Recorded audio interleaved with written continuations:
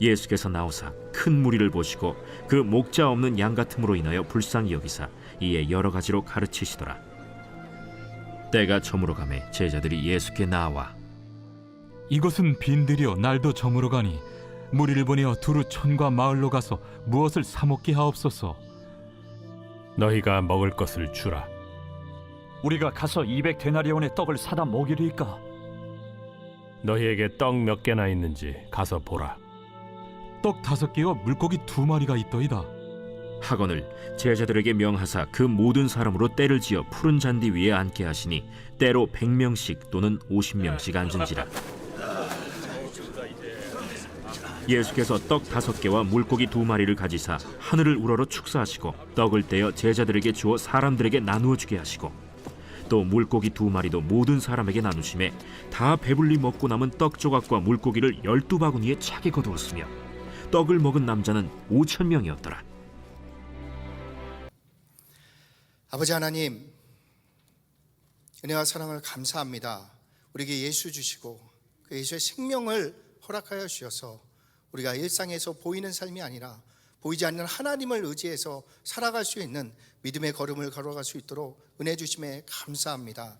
하나님께서 주신 이 신앙을 잃지 않게 하시고 어떠한 상황과 환경 가운데서도 예수를 붙잡고 승리하는 우리의 삶이 될 수 있도록 성령께서 인도하여 주시옵소서.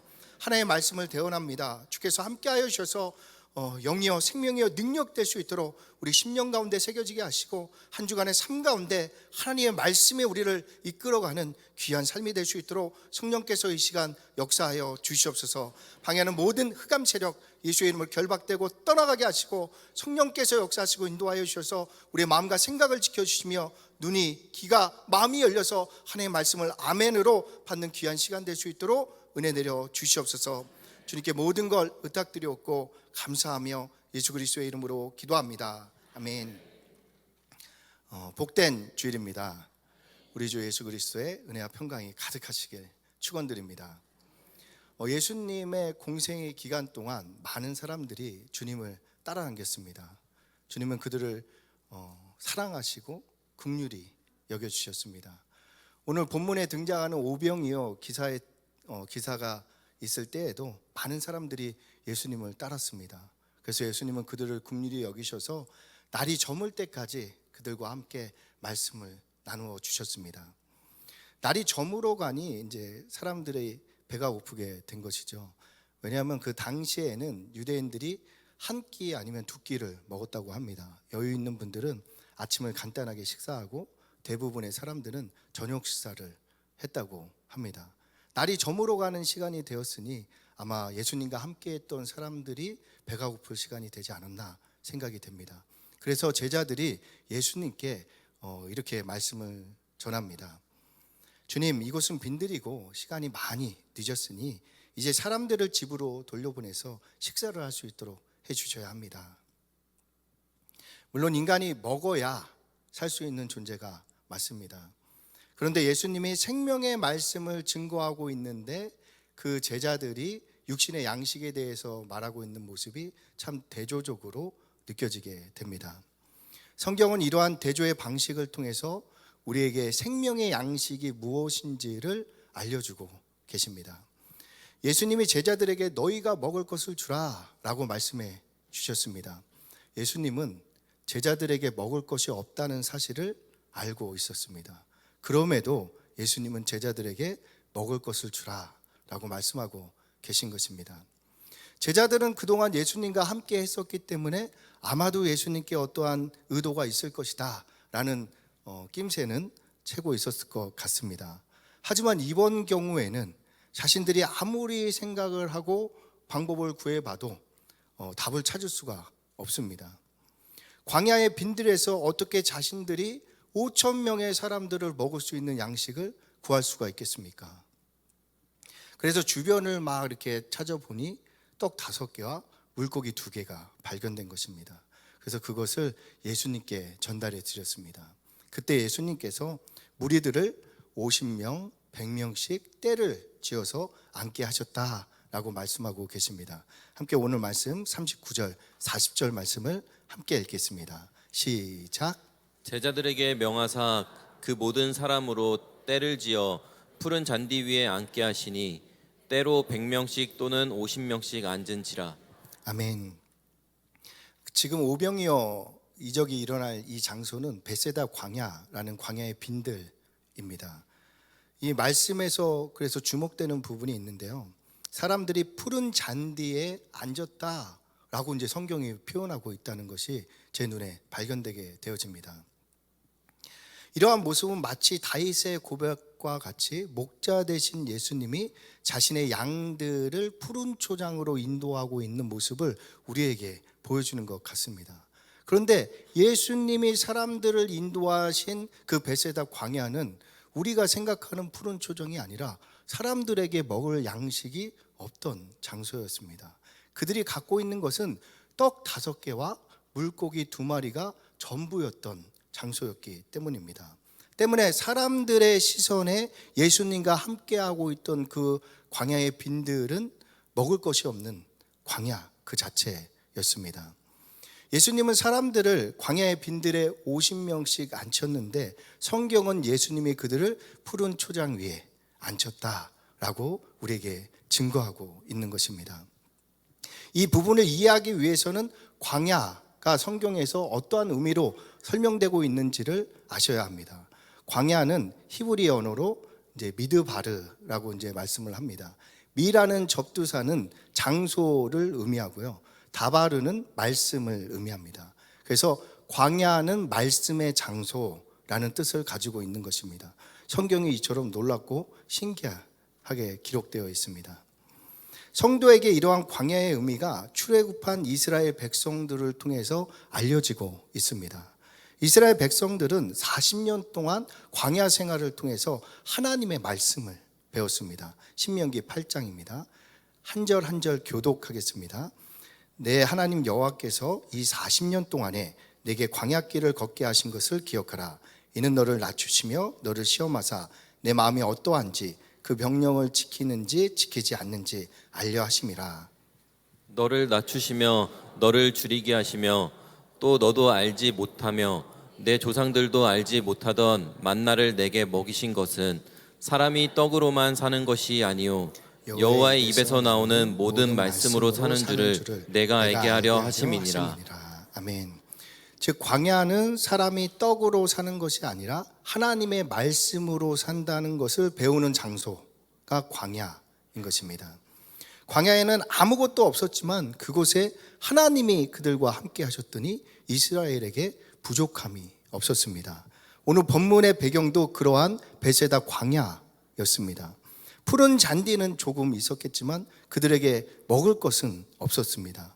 그럼에도 그곳에 예수님이 함께 하시니 푸른 초장으로 바뀌고 있는 모습을 오병이어 기사를 통해서 우리에게 증거하고 있는 것입니다. 즉 우리가 원하는 것을 얻게 되는 것이 우리의 푸른 초장이 되는 것이 아니라 예수님이 우리의 그리스도 되심이 믿어진다면 그 어떤 형편과 처지에 있더라도 그곳이 우리의 푸른 초장이 되어진다라고 성경이 증거하고 있는 것입니다. 본문으로 돌아가면요, 예수님께서 물고기와 떡을 가지시고 하늘을 우러러 축사하십니다. 그리고 그 축사한 물고기와 떡을 떼어서 제자들에게 나누어 주셨습니다. 먼저 예수님은 하나님께 감사했는데요, 어떤 부분을 감사했냐?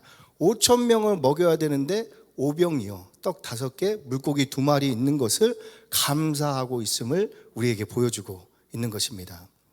이것이 생명의 떡을 받는 방법입니다. 예수님은 하나님이 이러한 상황 가운데 우리를 보내셨다면 하나님의 방법으로 우리를 책임져 주실 것을 믿고 눈에 보이는 것들로 원망, 떡 5개와 물고기 2마리로 원망하는 것이 아니라 좋으신 하나님께서 반드시 채우실 것을 믿고 그 하나님께 감사함으로 나아가고 있는 것입니다. 어떠한 일이 벌어졌습니까? 제자들이 사람들에게 그 떡과 물고기를 나누어 주는데 줄어들지가 않았습니다. 여기서 생명의 양식의 특징을 우리가 알 수 있게 되는 것이죠. 육신의 양식은 나누어 주면 나누어 줄수록 줄어듭니다. 그래서 세상 사람들은 자신의 소유를 움켜쥐고 지키려고 하는 것입니다. 반면에 생명의 양식은 나누어 줄수록 풍성하게 많아지는 것입니다. 어느 정도로 풍성해졌습니까? 오병이어를 통해서 5천 명 모두가 배불리 먹고 12광줄이 가득 남게 되었다라고 말씀하고 계십니다. 그렇다면 이러한 오병이어가 생명의 떡으로서 우리에게 드러내고 있는 예수님에 대한 표적이 무엇이겠습니까? 어떠한 형편에 있는 사람이라도 예수님의 십자가에서 찢기심이 나를 위한 희생임이 믿어진다면 그 사람에게는 영원한 생명이 주어진다라고 말씀하고 계신 것입니다. 즉 오병이어는 예수님이 우리의 생명의 양식 되심을 증거하는 표적인 것입니다. 그런데 말씀에 눈이 어두운 사람들이 오병이어의 이적을 육신의 소욕으로만 이해했습니다. 오병이어를 육신의 소욕으로 이해하고 체험한 사람들이 생각해낸 결론이 무엇입니까? 예수님을 왕으로 삼자라는 것입니다. 어떤 왕입니까? 모세가 이스라엘 백성을 출애굽시키고 광야에서 먹을 것을 책임져 주었던 것과 같이 우리가 예수님을 왕으로 삼으면 예수님이 우리를 로마의 압자에서 해방시켜 주시고 우리의 양식을 책임져 주실 것이다 라고 그런 왕으로 세우려고 했던 것입니다. 이처럼 사람들은 예수님을 육신의 양식을 주는 왕으로 이해하고 찾았습니다. 예수님은 이렇게 자신을 찾는 이들을 피하셨다라고 이제 성경이 기록하고 있는 것이죠. 그래서 제자들을 바다 건너편 사람들로부터 떨어뜨려 놓았습니다. 그리고 예수님 자신도 그 사람들로부터 떨어져서 산으로 올라가 하나님께 기도하게 되어진 것입니다. 우리가 육신의 필요를 찾아서 예수님을 찾을 때 예수님이 우리로부터 멀어지게 된다는 것을 성경이 말씀하고 계십니다. 심지어 사람들은 떡과 물고기를 먹고 있느라고 예수님의 제자들과 예수님이 자신들을 떠난 것도 알지 못했습니다. 이들은 예수님이 아닌 떡과 물고기에만 관심을 두고 있었던 것입니다. 다음 날이 되었습니다. 어제 오병이어를 경험한 사람들이 예수님을 찾아서 길을 나섰습니다. 오병이어가 일어났던 벳세다 광야에는 예수님이 보이지 않았습니다. 그래서 갈릴리의 번화가인 가버나움에 이르렀더니 그곳에서 예수님이 말씀을 가르치고 계셨습니다. 반가운 마음에 예수님께 찾아간 사람들에게 예수님께서 주시는 말씀입니다. 요한복음 6장에 기록되어 있습니다. 너희가 나를 찾은 것은 표적을 본 까닭이 아니요 떡을 먹고 배부른 까닭이라.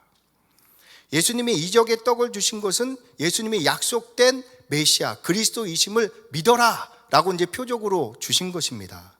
그런데 이들은 예수님을 쫓으면 육신의 양식을 채울 수 있다는 생각으로 아침 일찍부터 예수님을 찾아서 나왔던 것입니다. 그들에게 예수님이 다시 말씀을 주십니다. 함께 읽어보겠습니다. 시작. 썩을 양식을 위하여 일하지 말고 영생하도록 있는 양식을 위하여 하라. 이 양식은 인자가 너희에게 주리니 인자는 아버지 하나님께서 인치신 자니라. 아멘. 아버지 하나님은 우리와 영원히 함께 하시기를 바라고 있습니다. 그런데 우리가 육신의 양식은 아무리 먹어도 영원히 살 수는 없습니다. 그래서 하나님께서 우리에게 영생을 주기 위해서 생명의 양식으로 예수님을 십자가에 내어주신 것입니다. 예수님이 오병이어 이적을 행하신 것은 내가 아버지께서 너희에게 보낸 메시아가 맞다, 생명의 떡이다 라는 표적으로 이적을 행해 주신 것입니다. 그런데 사람들은 여전히 육신의 양식만을 생각하고 있습니다. 그 육신의 양식을 위해서 아침부터 예수님을 찾고 있는 것입니다. 그래서 예수님이 그들에게 썩을 양식을 위해서 일하지 말고 영생의 양식을 위해서 일을 해라 라고 이제 말씀해 주십니다. 그랬더니 사람들이 오해를 하게 된 것입니다. 이제는 예수님이 그냥 먹을 것을 주는 것이 아니라 뭔가 해야지 먹을 것을 주려나 보다 하고 이제 오해를 한 것 같습니다. 28절입니다. 그들이 묻되 우리가 어떻게 하여야 하나님의 일을 하오리까? 지금도 본문의 사람들과 같이 생각하는 분들, 오해하는 분들이 종종 있습니다. 무언가 열심히 해야지, 즉 봉사하고 헌금 드리고 헌신해야지만 예수님이 우리의 육신의 필요를 채우시는 분으로 오해하고 있는 것입니다. 인간적으로는 이해가 되지만 이것은 육신의 생각입니다. 예수님을 그리스도로 믿을 때 주어지는 것이 복음입니다. 우리의 노력이 필요했다면 그것은 우리에게 복된 소식이 되어지지 않는 것입니다. 그래서 예수님이 무언가 행위에서 은혜와 복을 얻으려는 자들에게 다시 말씀해 주십니다. 하나님께서 보내신 이를 믿는 것이 하나님의 일이라. 아멘. 하나님께서 보내신 이는 예수님입니다. 예수님을 구원자로 믿는 것이 하나님의 일이다 라고 말씀하고 있는 것이죠. 당연한 듯 하지만 지금 우리가 예수님을 우리의 구주로 믿는지, 아니면 우리가 필요한 것들을 위해서 수단으로 사용하고 있는지를 한번 생각해 보시면 당연하지는 않다는 것을 알게 되는 것입니다. 예수님을 구원자로 믿는 것이 하나님의 일입니다. 믿음의 선진들과 같이 자신의 형편과 처지가 어려울 때에도 이것을 믿는 것이 하나님의 일이다 라고 말씀하고 계신 것입니다. 우리가 이렇게 하나님의 일을 하면 우리의 먹을 것, 입을 것, 거할 곳은 하나님이 우리의 아버지가 되어주셔서 책임져 주신다라고 성경이 증언하고 있습니다. 반면에 먹을 것, 입을 것, 거할 것을 위해서 우리가 예수님께 나아가면 그 예수님이 우리를 피하신다라고 말씀하시는 것입니다. 이러한 일들이 우리의 신앙생활에 종종 나타납니다. 성도들이 하나님의 은혜와 복을 받는 방법을 오해해서 하나님께 도움을 얻기 위해서 봉사를 하려고 하는 것입니다. 그런데 하나님께서 정말 우리에게 원하시는 일은 예수님 안에서 이미 모든 은혜와 복이 우리에게 주어졌음을 믿는 것, 그것을 하나님께서 우리에게 원하시는 것입니다. 우리가 이렇게 예수님을 구주로 믿는 것보다 하나님이 우리에게 크게 여기시는 일은 없다라고 말씀하고 계십니다. 때문에 성경 전체가 예수님에 대해서 우리에게 말씀하고 있는 것이죠. 함께 읽어보겠습니다. 시작. 너희가 성경에서 영생을 얻는 줄 생각하고 성경을 연구하거니와 이 성경이 곧 내게 대하여 증언하는 것이니라. 아멘. 우리가 이 요한복음 5장 39절의 말씀을 가지고 성경을 읽으면 하나님께서 역사를 주관하셔서 예수님을 정확한 때에 우리에게 보내고 계심을 알 수 있게 되는 것입니다. 그래서 성경은 구약이든 신약이든 모든 내용이 예수님에 대해서 말씀하고 있는 것입니다. 우리가 예수님을 믿는다고 말하지 않고 예수님의 이름을 믿는다고 고백하는 이유가 여기에 있는 것입니다. 영접하는 자, 곧 그 이름을 믿는 자들에게는 하나님의 자녀가 되는 권세를 주셨으니 그 이름을 믿는 자들입니다. 예수라는 이름은 예수님 때의 흔한 이름이었습니다. 왜냐하면 여호수아, 호세아이라는 히브리어 이름이 헬라어로 바뀌면 예수로 불려지기 때문입니다. 그래서 여호수아, 호세아와 같은 믿음의 선진들을 존경하는 분들이 예수라는 이름을 사용했습니다. 때문에 신약 성경에도 바예수라는 이름 사람이 등장하기도 하는 것입니다. 우리는 그러한 사람 예수를 믿는 것이 아닙니다. 우리가 믿는 예수님은 성경대로 오시고 성경대로 사시고 성경대로 죽으시고 성경대로 부활하시고 성경대로 우리를 위해 중보하시다가 성경대로 심판주로 오실 예수님을 믿는 것입니다. 이것이 예수님의 이름을 믿는다는 개념입니다. 즉 예수님의 이름 안에는 성경 전체가 담겨져 있는 것입니다. 그 말씀이신 예수님이 육신을 입고 이 땅에 오셔서 죽을 수밖에 없는 우리의 죄와 저주와 사망의 문제를 십자가로 해결해 주셨습니다. 그래서 예수님이 성경의 모든 말씀의 완성, 성취자가 되는 것입니다. 우리는 그 예수님을 믿음으로 이 말씀 전체의 언약을 소유하게 되는 것입니다. 이 복음이 믿어지면 누구든지 구원을 받습니다. 그러니 우리에게 예수님을 믿는 것보다 중요한 일은 없다라는 것입니다.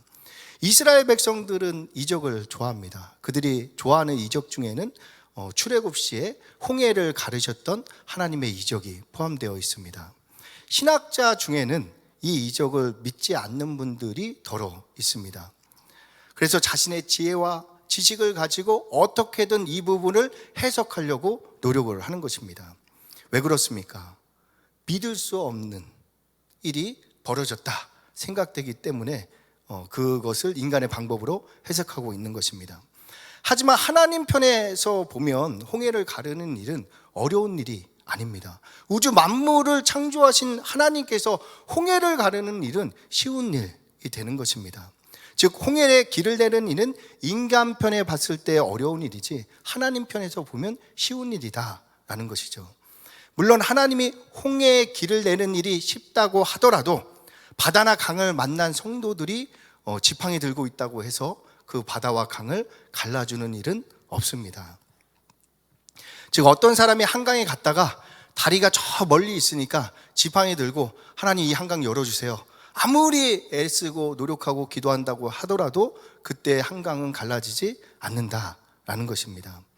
그런데 이러한 유의 사람들을 보면서 마치 믿음이 있고 신앙이 좋은 사람으로 착각하는 경우가 있습니다.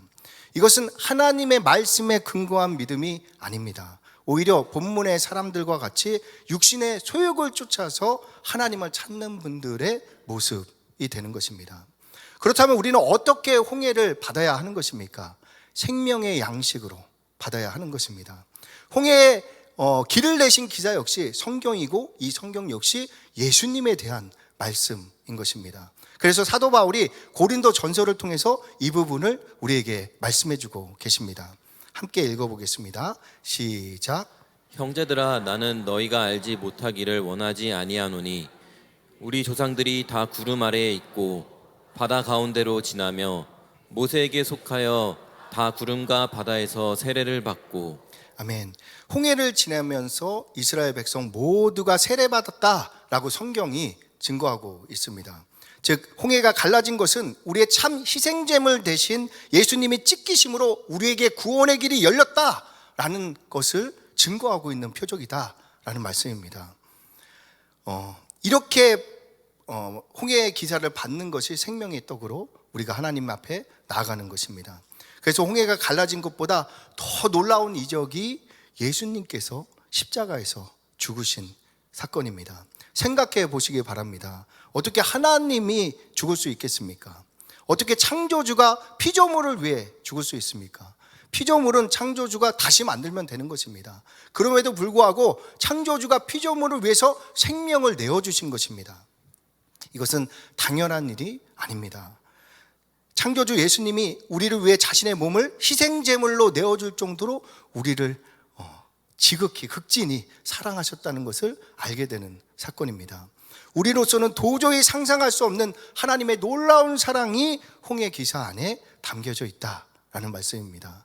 마찬가지입니다. 초롱성 여리고가 이스라엘 백성이 돈다고 무너졌습니다. 인간 편에서 보면 불가능한 일이지만 하나님의 편에서 보면 불가능하지 쉬운 일이 될 것입니다. 그렇다고 오늘날 우리가 원수의 집 앞에 아파트에 찾아가서 계속 돈다고 해서 그 아파트가 무너지는 일은 없다라는 것이죠. 그러면 왜 하나님은 여리고를 무너뜨리는 기사를 우리에게 보여주고 계십니까? 이 역시 예수님에 대해서 말씀하시는 것입니다. 여리고 안에 라합이 살았습니다. 라합이 자기네 집 창에 붉은 줄을 걸었습니다. 라합의 뜻은 거만함입니다. 즉 거만한 자가 붉은 줄을 걸자 구원받게 되는 사건을 여리고를 통해서 우리에게 말씀하고 계십니다. 붉은 줄은 예수님의 십자가의 희생을 상징하고 있습니다. 예수님의 십자가가 우리 안에 높아진 모든 견고한 진들을 부수고 그 어떤 거만한 라합이라도 겸손히 낮추어 구원할 수 있다라고 증거하고 있는 것입니다. 그래서 이를 깨달은 사도는 우리의 무기는 어떠한 견고한 진도 파하는 하나님의 능력이라 라고 말씀해 주시는 것입니다. 하나님의 능력, 예수 그리스도의 십자가의 구원을 말씀하고 있습니다. 여리고를 돌아서 무너뜨리는 일은 하나님에게 쉬운 일입니다. 하지만 거만한 자를 낮추기 위해서 아들을 내어주시는 일은 하나님에게도 어려운 일인 것입니다. 그럼에도 하나님은 독생자를 내어주셔서 우리 안에 있는 거만한 견고한 진을 부수고 예수의 십자가를 우리 안에 세워주신 것입니다. 여리고를 도는 것이 아닌 이렇게 예수님을 믿는 것이 우리가 생명의 떡을 받는 것입니다. 그러니 우리는 염려 걱정에 미혹되어 흔들리는 것이 아니라 죄와 저주와 사망을 완전히 해결하신 예수님의 십자가를 붙들고 삶을 살아가야 하는 것입니다. 지금까지 나눈 말씀을 통해서 이적에 대해서 정리해 볼 수 있습니다. 하나님께 우주를 창조하신 일보다 더 큰 이적이 우주보다 크신 하나님이 인간의 육신을 입고 이 땅에 오신 사건입니다. 하나님께 만물을 창조하신 것보다 더 큰 이적이 죽을 수 없는 하나님이 인간을 위해서 생명을 내어주신 사건입니다. 그리고 우리에게 인간의 육신을 입고 오신 예수님을 하나님으로 믿고 그분이 내 죄를 위해 죽었다 살아나신 구주 되심을 믿는 것이 우리에게는 가장 큰 이적이 되는 것입니다. 오늘 본문의 사람들은 하나님의 아들 예수님을 직접 눈으로 보았습니다. 예수님이 행하시는 온갖 이적도 보았습니다. 심지어 이적의 떡까지 먹었습니다. 그럼에도 이들은 예수님을 그리스도로 믿지 못하는 것입니다. 그런데 우리는 예수님을 본 적도 없고 이적의 떡도 먹은 적도 없는데 그 예수님이 나 때문에 우리 때문에 십자가에 죽으셨음이 믿어지는 것입니다. 이것이 이적인 것입니다. 때문에 신앙생활에 있어서 예수님이 우리를 위해 행하신 십자가의 희생과 구원을 믿는 믿음을 지켜가는 것이 가장 중요한 일이다 라고 말씀을 드립니다. 물론 하나님의 일에는 교회에서 봉사하는 일들도 포함됩니다. 하지만 봉사를 열심히 한다고 해서 우리에게 구원이 주어지는 것은 아닙니다. 구원받은 은혜의 기쁨과 감격으로 드려지는 것이 봉사가 되어질 것입니다. 본질적인 하나님의 일은 아버지 하나님께서 나를 위해 보내주신 그 예수님을 우리의 구주로, 어떠한 상황과 처지에 있더라도 구주로 믿는 것입니다. 그런데 예수님을 이렇게 믿는 일을 봉사보다 소홀히 할 때가 있다라는 것이죠. 영혼의 힘을 잃고 신령한 눈이 어두워져서 눈에 보이는 육신의 소욕들에 흔들리게 됩니다. 그래서 서서히 예수의 믿음을 잃게 되면 교회에서 생활함에도 우리에게 원망과 불평이 일어나게 되는 것이죠. 마치 이스라엘 백성들이 출애굽하여 구름기둥과 불기둥이 따라다니게도 불구하고 홍해 앞에서 원망했던 모습과 닮게 되는 것입니다. 하지만 성경을 보면 믿음의 선진들은 모두가 원망, 불평하는 그 상황 가운데서도 예수님의 구원의 믿음을 잃지 않고 붙들었던 자임을 우리가 확인할 수 있습니다. 그래서 성도에게 가장 중요한 일이 이 믿음을 지키는 일이다 라고 말씀드리는 것입니다. 때문에 예수님이 말세에 믿음을 보겠느냐 라고 묻고 계십니다. 왜냐하면 이 믿음이 가장 귀한 것이기 때문입니다. 왜냐하면 이 믿음을 지키기가 어렵기 때문입니다.